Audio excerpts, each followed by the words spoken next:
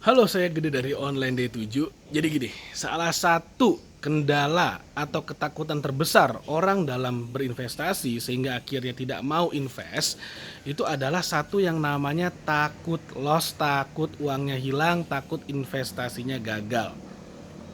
Menurut saya itu adalah satu mindset yang sangat-sangat salah sekali. Kenapa? Karena gini, kalau kita invest secara defaultnya 50-50 deh. 50-50 artinya apa ya, kalau nggak hilang menang gitu aja, kalau nggak kalah ya menang, kalau nggak loss gain, simple. Tapi kalau misalnya kita nggak invest 100% kita loss, pasti loss. Kenapa? Uangnya jadi barang, kalau nggak ya hilang dimakan inflasi. Nilai tukar mata uang kita, nilai daya beli mata uang kita tuh terus menurun karena harga barang naik atau inflasi. Artinya apa? Singkat kata singkat cerita, yang namanya investasi itu adalah suatu keharusan. Suatu keharusan, karena kalau nggak dilakukan ya uang kita hilang. Sekarang Anda pilih. Kalau Anda main, Anda bisa menang, Anda bisa kalah. Tapi kalau Anda nggak main, Anda pasti kalah. Kebanyakan orang pilih nggak main dan pilih pasti kalah. Dan entah kenapa mereka berpikir bahwa nggak main itu pasti menang. Saya mendingan nggak invest deh daripada uangnya hilang. Kalau Anda nggak invest, uangnya pasti hilang. Pasti hilang, selesai. Pertanyaannya adalah kenapa banyak orang kok memilih untuk nggak invest? Kenapa mereka berpikir bahwa nggak invest itu menang? Atau kalaupun invest, ya udahlah, saya mendingan taruh uang di tabungan, taruh uang di deposito.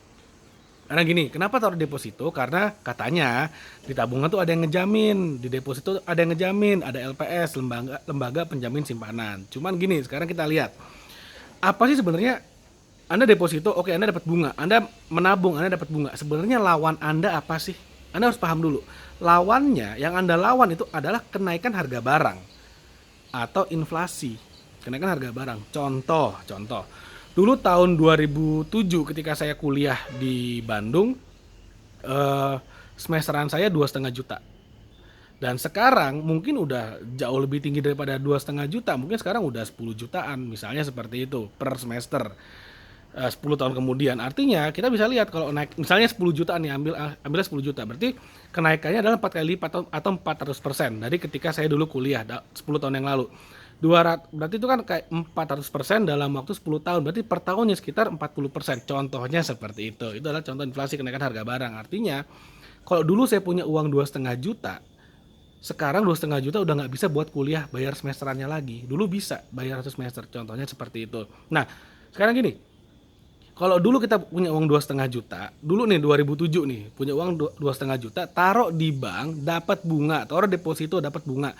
Apakah 10 tahun kemudian pokok dan bunganya setelah dijumlah semuanya bisa membayari uang kuliah saya?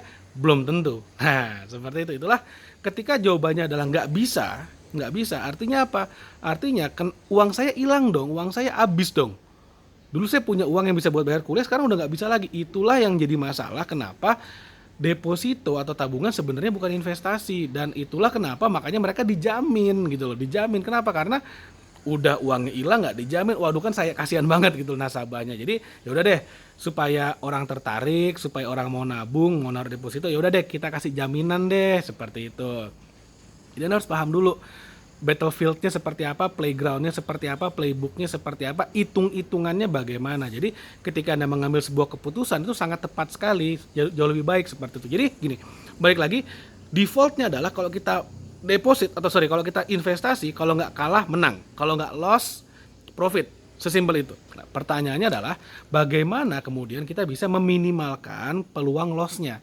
Nggak mungkin dienolkan, nggak mungkin ada yang namanya dijamin pasti profit, itu nggak mungkin ada. Yang ada adalah bagaimana kita meminimalkan resikonya. Seperti itu. Contoh, kalau misalnya kita mau berbisnis, mau invest di bisnis, mana yang risikonya lebih gede? Mulai dari nol atau beli bisnis yang udah jadi, udah proven, ada income-nya, ada cash flow-nya positif lagi, menguntungkan lagi, brandnya terkenal lagi. Lebih resikonya lebih kecil yang mana? Tentu saja yang kedua lebih kecil, karena memulai bisnis dari nol itu resikonya gede banget, seperti itu. Jadi artinya apa? Kalau kita ngerti bagaimana cara meminimalkan resiko, ya udah lebih enak. Misalnya gini contoh, ada orang mau beli kos-kosan, mau invest di kos-kosan, punya dua pilihan. Pilihan pertama adalah beli tanah, bangun rumah yang banyak kamarnya, lalu iklankan kos-kosan, atau pilih kos-kosan yang udah jadi, beli kos-kosan yang udah jadi, yang income-nya udah ada. dan kamarnya penuh. Resikonya lebih kecil yang mana? Jelas yang kamarnya udah penuh resikonya sangat kecil. Kenapa? Karena udah proven, udah jalan, udah terbukti. Nah, ketika Anda mau berinvestasi, mindsetnya sama. Apa sih kelemahan kalau kita beli yang udah jadi? Tentu saja kelemahannya adalah harganya lebih tinggi, harganya lebih mahal. Tapi Anda pilih mana? Harga lebih mahal tapi hitung-hitungannya masuk, atau harga murah, hitung-hitungan pasti masuk tapi resikonya gede. Saya mendingan pilih yang harganya mahal, hitung-hitungannya masuk. Yang hitung-hitungan masuk seperti apa sih? Kita bandingkan, balik lagi, bandingkan.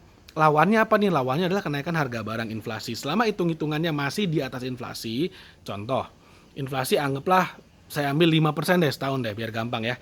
Lalu saya dapat kos-kosan, misalnya saya harus beli seharga 1 miliar misalnya, 1 miliar. Udah jadi nih kos-kosannya nih, dan tiap bulan menghasilkan 10 juta atau 1%. Tiap bulan 1%, artinya apa? Setahun 12% dong. Setahun 12%, artinya di atas inflasi. Ya udah, itu oke banget kayak gitu loh. Jadi itu oke. Meskipun kalau misalnya saya beli atau saya beli tanah, bangun kos-kosan sendiri, mungkin habisnya 500 juta, tetap menghasilkan 10 juta sebulan, atau sekitar 2%, 100% lebih tinggi daripada kalau saya beli sendiri, tapi resikonya lebih gede, waktunya lebih banyak kebuang, effortnya lebih gede. Saya mendingan beli yang udah jadi. Karena saya meminimalkan resiko seperti itu. Jadi prinsipnya adalah minimalkanlah resiko. Kita bandingkan lagi misalnya, ini yang paling banyak ditanyakan, kenapa sih kok mendingan pakai trading forex atau pilot? Ya karena meminimalkan resiko. Resiko trading forex apa sih yang paling gede? Pakai emosi, kehilangan momentum karena kita lagi nggak ngawasin pasar. Nah, mengecilkan resikonya bagaimana? Pakai robot atau pilot, karena udah pasti nggak pakai emosi, karena udah pasti nggak akan kehilangan momentum, karena dia akan terus memantau 24 jam nonstop, sehingga resiko menjadi jauh lebih kecil. Nah, sekarang balik lagi kepada Anda. Anda lebih suka yang resikonya gede atau resikonya kecil? Tentu saja yang kecil. Makanya ini adalah beberapa contoh cara case-nya ya, case tadinya bagaimana kita bisa mengecilkan resiko dalam berinvestasi atau dalam berbisnis. Jadi mindsetnya yang benar adalah kita nggak invest, itu dulu deh, harus invest. Nah, investnya di mana? Sesuaikanlah dengan kemampuan Anda, dengan profil resiko Anda. Tabungan bukan investasi. Ya oke, by definition investasi karena ada bunganya ya, tapi secara real life-nya itu bukan investasi. Kenapa? Karena uang Anda habis kok, tergerus oleh inflasi seperti itu. Jadi mudah-mudahan bermanfaat ya, memberikan Anda satu ide, satu insight ya tentang bagaimana caranya kita bisa menjadi kaya raya lewat berinvestasi dan mencapai yang namanya financial freedom. Oke, mudah-mudahan bermanfaat. Jangan lupa Anda like videonya, Anda share video ini, dan Anda subscribe channel D7 TV karena saya akan terus share tentang tips juru strategi bagaimana membuat Anda semakin sukses lagi secara finansial. Oke, sampai ketemu lagi di video berikutnya. Thank you.